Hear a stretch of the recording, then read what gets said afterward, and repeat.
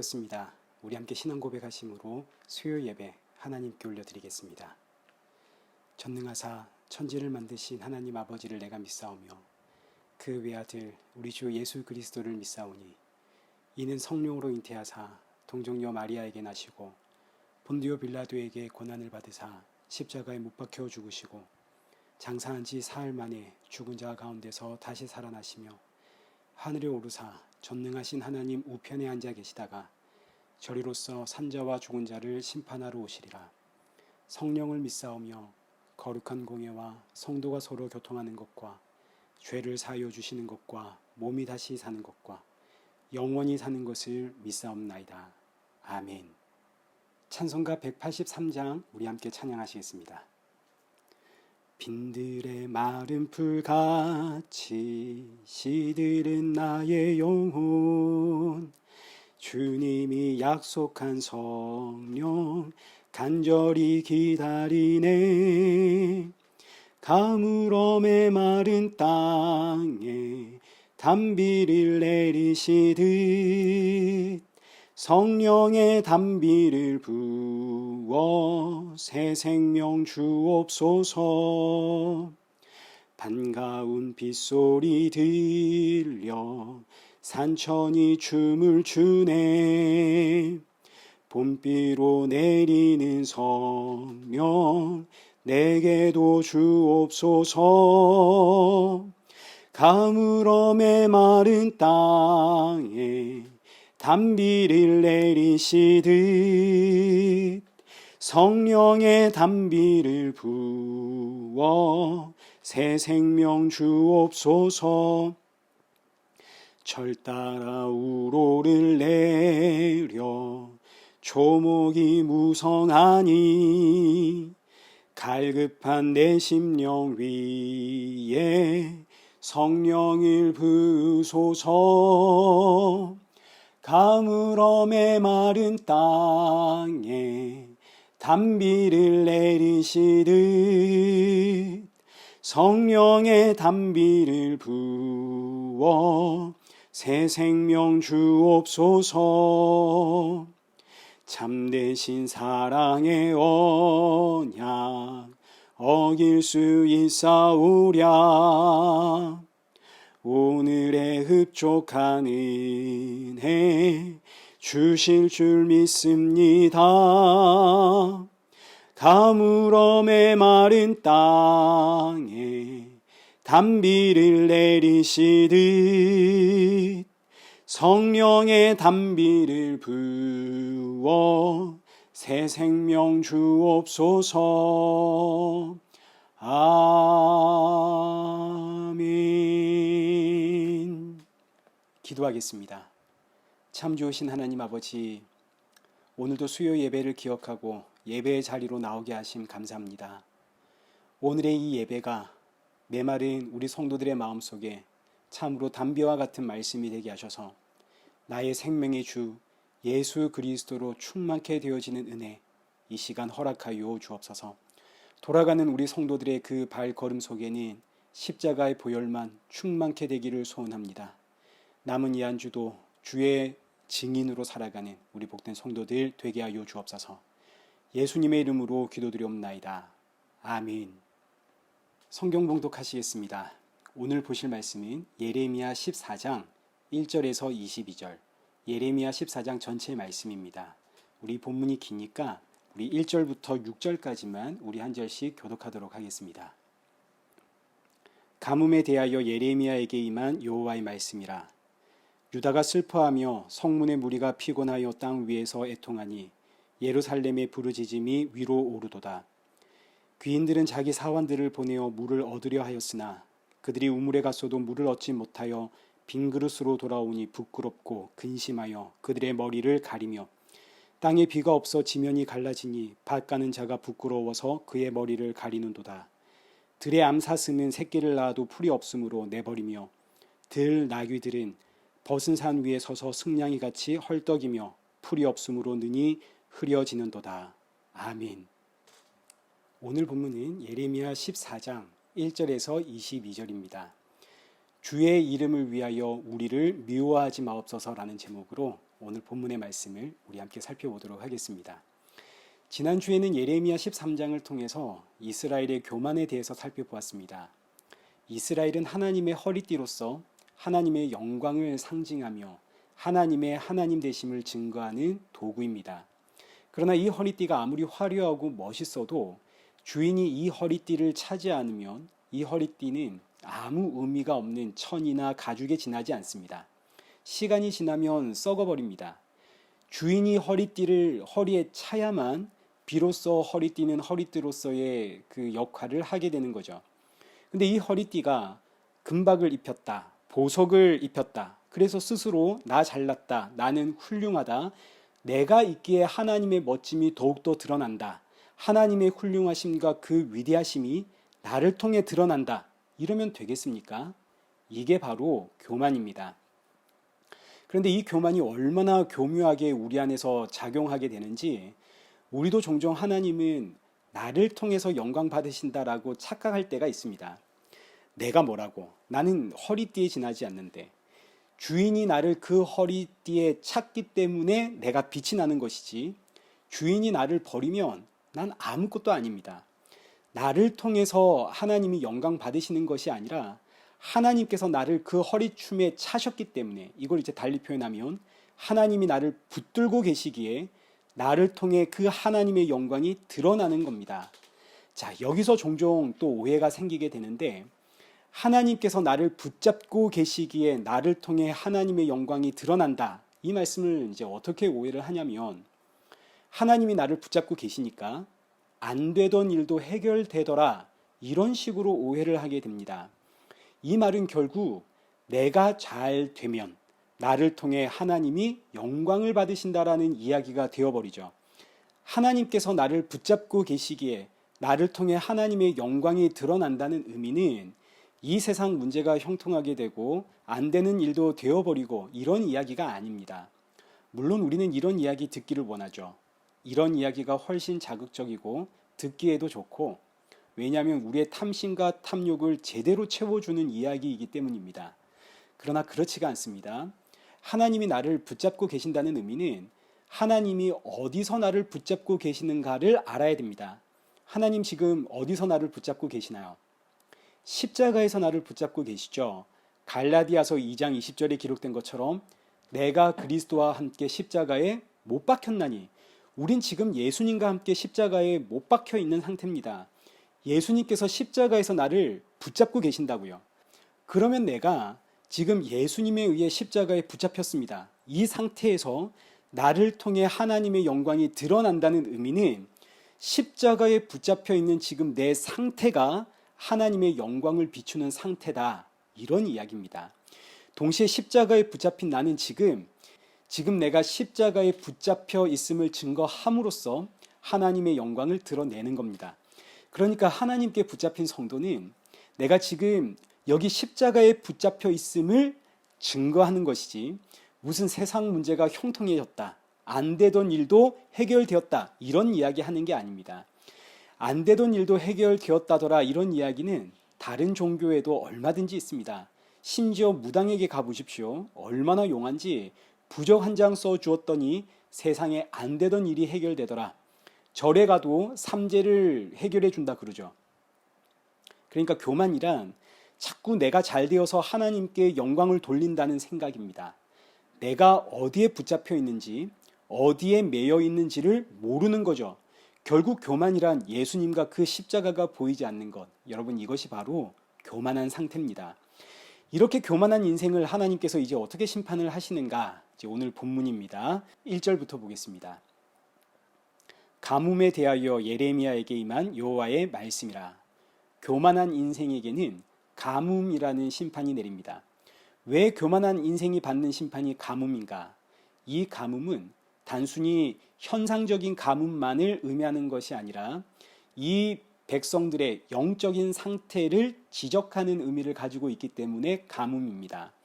하나님께서 이스라엘 백성들에게 가뭄이라고 하는 심판을 주심으로써 이스라엘 백성들로 하여금 자신들의 영적인 가뭄, 이 상태를 알아라, 하나의 표징으로 주시는 거죠. 자, 2절 보십시오. 유다가 슬퍼하며 성문의 무리가 피곤하여 땅 위에서 애통하니 예루살렘의 부르짖음이 위로 오르는도다. 하나님께서 주신 가뭄, 이 기갈이 얼마나 심한지 온 유다 예루살렘이 통곡을 합니다. 이제 3절부터 6절 한번 보십시오. 귀인들은 자기 사환들을 보내어 물을 얻으려 하였으나 그들이 우물에 갔어도 물을 얻지 못하여 빈 그릇으로 돌아오니 부끄럽고 근심하여 그들의 머리를 가리며 땅에 비가 없어 지면이 갈라지니 밭 가는 자가 부끄러워 그의 머리를 가리는도다. 들의 암사스름은 새끼를 낳아도 풀이 없으므로 내버리며 들 나귀들은 벗은 산 위에 서서 승냥이 같이 헐떡이며 풀이 없으므로 눈이 흐려지는도다. 자, 가뭄이 얼마나 심한지를 표현한 구절입니다.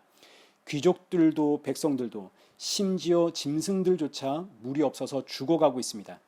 근데 진짜 문제는 뭐냐면 그 누구도 참 생명의 물이신 하나님은 찾지를 않더라. 이게 지금 문제입니다.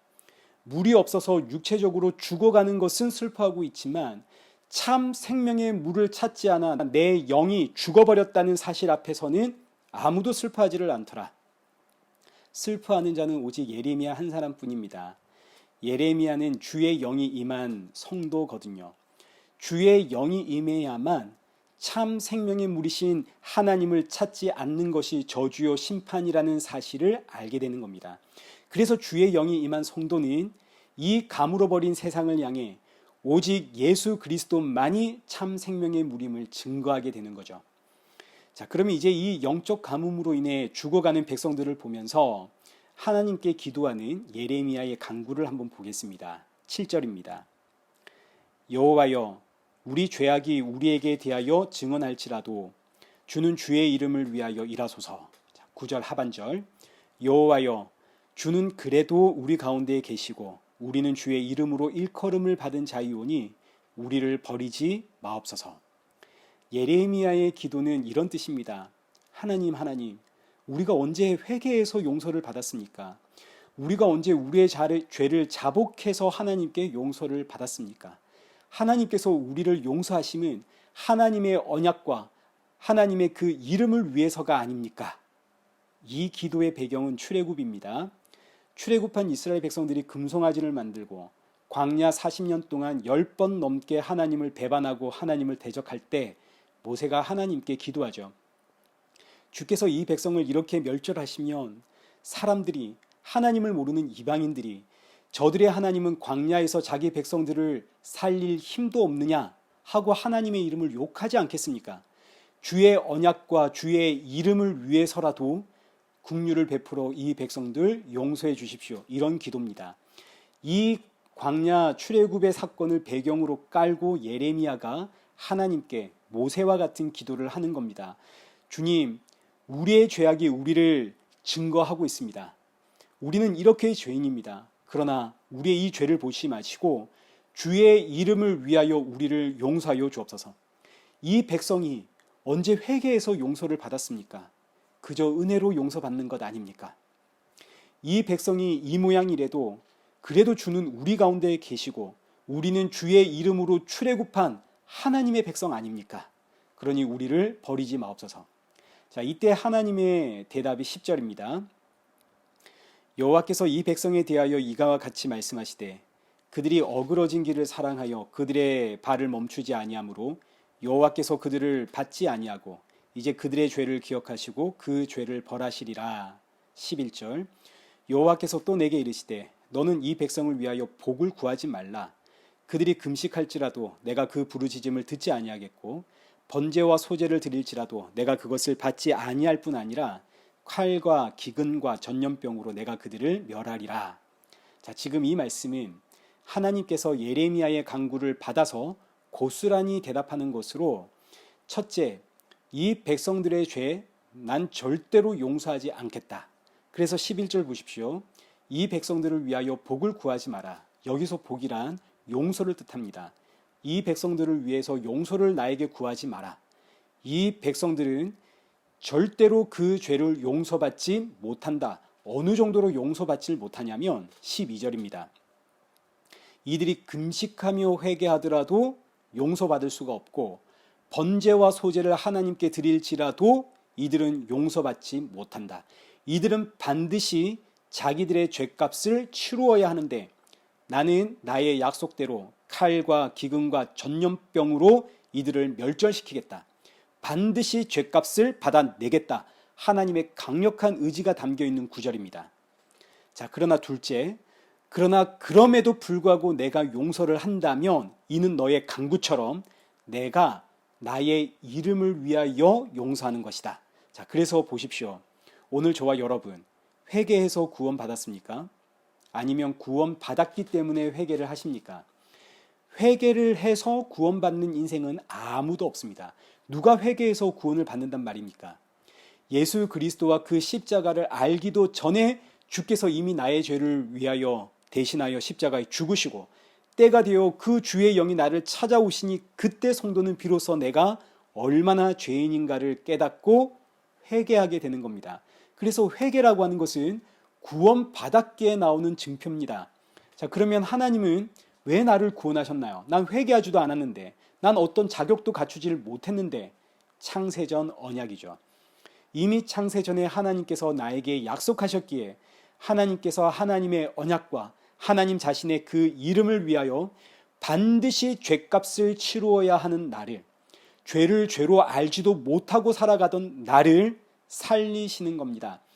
예레미야 선지자는 지금 이처럼 강력한 하나님의 의지를 보았습니다. 죄에 대한 용서는 없다. 죄는 반드시 심판한다. 그러자 예레미야 선지자가 말하길 13절입니다. 이에 내가 말하되 슬프도소이다 주 여호와여 보시옵소서. 선지자들이 그들에게 이르기를 너희가 칼을 보지 아니하겠고 기근은 너희에게 이르지 아니할 것이라. 내가 이곳에서 너희에게 확실한 평강을 주리라 하나이다. 자, 예레미야의 이야기는 이겁니다.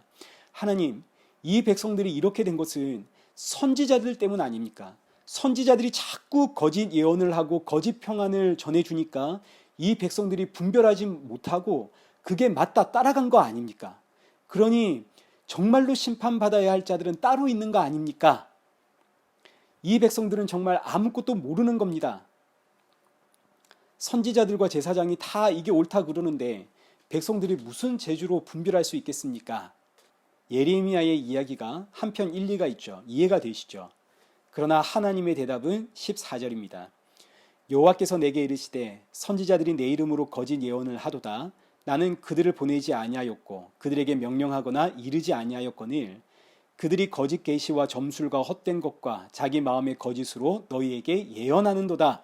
그리고 나서 이제 이어지는 말씀이 거짓 예언을 하는 선지자나 그 거짓 예언을 믿는 자나 모두 다 똑같은 죄인이다. 예레미야 입장에서는 거짓 예언을 가르치고 있는 선지자와 제사장들이 나쁜 겁니다. 그러나 하나님은 거짓 예언을 한 자들이나 그 말을 믿는 자나 똑같다 하십니다. 아니 이게 어떻게 똑같은가요? 거짓 예언을 가르치는 자들이 잘못된 거 아닙니까? 그들이 그렇게 말하니 백성들이 무슨 재주로 분별하겠습니까? 그러나 하나님의 말씀은 이겁니다. 사람은 모두 죄 중에 태어났습니다. 아담과 하와의 선악과 사건 이후로 모든 사람은 하나님으로부터 끊어진 채 죄와 사망에 매여 마귀의 종노릇을 하고 있습니다. 그렇기 때문에 거짓 예언하는 자는 나쁘고 그 말을 믿는 자는 덜 나쁘다, 그런 게 없죠. 모두가 다 죄와 사망 가운데 죽는 겁니다. 그러자 이제 예레미야의 간구가 19절에서 21절입니다. 주께서 유다를 온전히 버리시나이까? 주의 심령이 시온을 싫어하시나이까? 어찌하여 우리를 치시고 치료하지 아니하시나이까? 우리가 평강을 바라도 좋은 것이 없고 치료받기를 기다리나 두려움만 보나이다. 여호와여, 우리의 악과 우리 조상의 죄악을 인정하나이다. 우리가 주께 범죄하였나이다. 주의 이름을 위하여 우리를 미워하지 마옵소서. 주의 영광의 보좌를 욕되게 마옵소서. 주께서 우리와 세우신 언약을 기억하시고 피하지 마옵소서. 자, 예레미야의 기도의 내용은 한결같습니다. 우리의 죄를 보지 마시고 주의 이름과 주의 영광의 보좌와 그리고 주의 언약을 기억하시고 우리를 구원해 주십시오. 하나님, 우리가 언제 회개해서 용서받은 인생입니까? 우리가 언제 주님 앞에 자복하고 엎드렸기에 용서받은 백성입니까? 그렇지 않지 않습니까? 은혜로 구원받는 거 아닙니까? 자, 그러나 놀랍게도 하나님의 뜻은 변하지 않습니다. 이제 우리가 다음 주에 살펴보겠지만 15장 1절에서 하나님이 예레미야에게 이렇게 말씀하십니다. 여호와께서 내게 이르시되 모세와 사무엘이 내 앞에 섰다 할지라도 내 마음은 이 백성을 향할 수 없나니 그들을 내 앞에서 쫓아내 보내라. 하나님은 예레미야에게 지금 여기 모세와 사무엘이 왔다 하더라도 그들의 죄는 용서받지 못한다. 죄는 반드시 심판을 받는다. 하나님의 단호한 의지, 단호한 말씀입니다. 그런데 너무너무 놀랍게도 예레미야의 간구처럼 하나님은 하나님의 이름과 주의 영광의 보좌와 그리고 자기 백성들에게 세우신 그 언약을 위해 이 백성들을 구원하십니다. 이제 앞으로 우리가 그 내용들을 살펴보게 될 텐데 어떻게 하나님께서 이 백성들을 구원해 내시는가?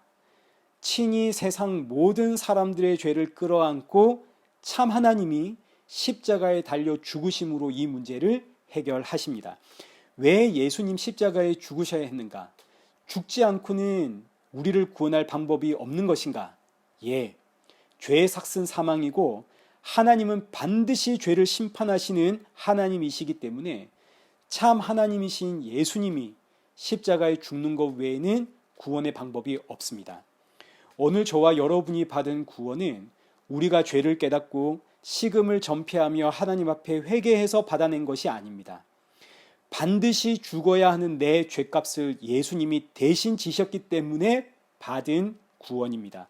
영적으로 가물어버린 우리는 우리의 힘으로는 이 영적인 기갈을 해결할 수 없습니다. 왜냐하면 우리는 내가 영적으로 가물어 있다는 사실조차도 모르는 인생이기 때문입니다. 오직 주의 영이 임할 때, 생명의 강이 되시는 성령이 임할 때, 그때 비로소 성도는 내가 얼마나 영적으로 가물어 있었던 인생인지를 알게 되고 내가 얼마나 교만한 인생이었는지 비로소 깨닫게 됩니다. 그리고 이 사실을 깨닫게 하기 위해 예수님 십자가에 죽으시고 영으로 우리를 찾아오셨죠. 오늘 저와 여러분이 받은 구원이 내 힘과 정성과 노력의 결과가 아니라는 오직 하나님의 은혜라는 사실을 아는 것. 그래서 나를 붙잡고 계시는 예수님과 그 십자가를 증거하는 것. 이것이 바로 성도를 통해서 비추어지는 하나님의 영광이요. 성도가 하나님께 올려드리는 영광입니다. 날마다 내가 십자가에 붙잡혀 있다는 이 영광을 비추면서 남은 이 한 주도 예수님의 증인으로 살아가는 복된 저와 여러분 되시기를 축원합니다. 기도하겠습니다. 살아계신 하나님 아버지, 나의 나됨은 참으로 주의 은혜라는 사실 고백합니다.